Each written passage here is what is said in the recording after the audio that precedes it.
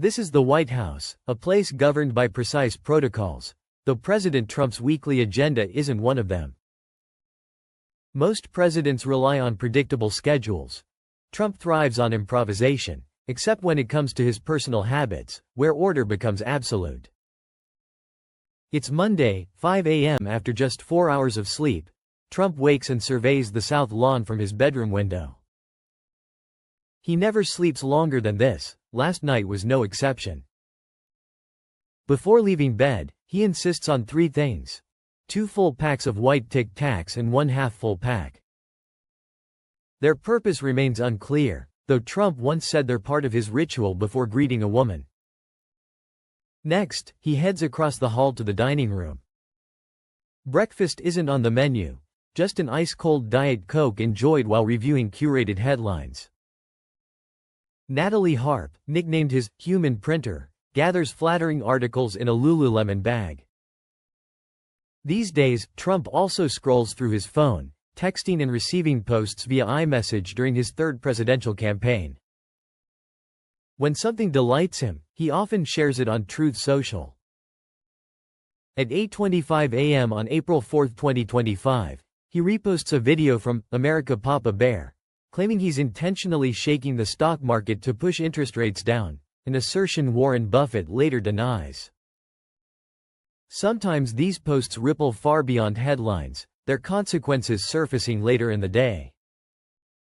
If time remains, Trump tunes into Fox and AMP, Friends or Mornings with Maria, preferring cable chatter to dense policy memos. But at 9 a.m., there's one formality he cannot avoid: the Presidential Daily Brief, or PDB. Leaving the residence, he crosses the West Colonnade into the Oval Office. Tulsi Gabbard, Director of National Intelligence, delivers the update, though Trump isn't the sole listener. Attendance is now tightly limited, reflecting his distrust of intelligence agencies. Key figures include VP J.D. Vance, Secretary of State and National Security Advisor Marco Rubio, Defense Secretary Pete Hegseth, and CIA Director John Ratcliffe. Trump still favors oral briefings over written pages. He wants the big picture punctuated with insights on topics like border security, trade, and election integrity. Once finished, he calls for his aide. "Give me the stuff."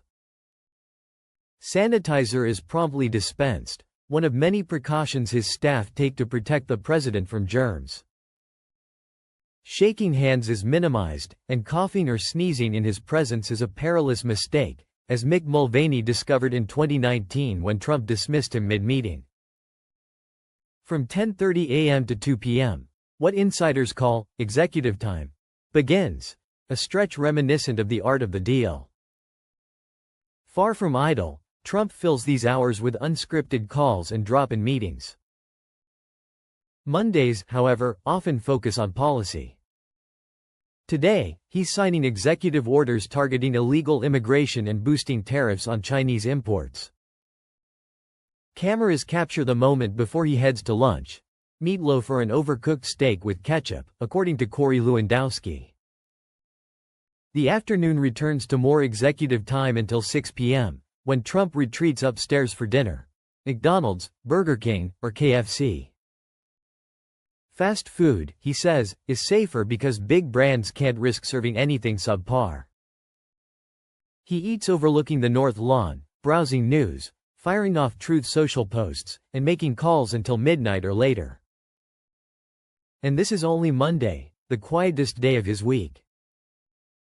Tuesday begins with the PDB and a Sharpie-signed stack of executive orders on immigration, including deploying the National Guard.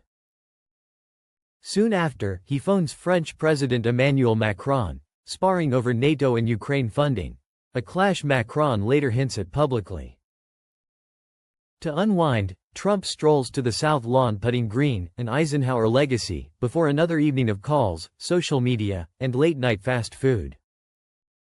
By Wednesday, after the morning brief, the schedule is blank, fertile ground for impulsive moves. At 9:37 a.m., Trump urges followers to buy stocks. By 1:18 p.m., he declares a 90-day pause on non-China tariffs, sending markets soaring while staff scrambled to formalize policy. Thursday shifts focus to deregulation. Determined to roll back Biden-era environmental rules, even those on light bulbs and showerheads, Trump repeals them and spends the afternoon in executive time. Back in the residence, he insists on Irish Spring soap in every bathroom, saving each bar down to the smallest sliver, an executive privilege only he decides. Friday follows the usual morning routine, but Trump spends much of the day shaping how he'll dominate weekend headlines. After a low-key afternoon, he boards Marine One en route to Air Force One. That evening, he posts an AI image of himself as the Pope, paired with a claim that gas prices have dropped to $1.98 a gallon, though reality and canon law disagree. Mission accomplished, he heads to Mar-a-Lago and its 9-hole course.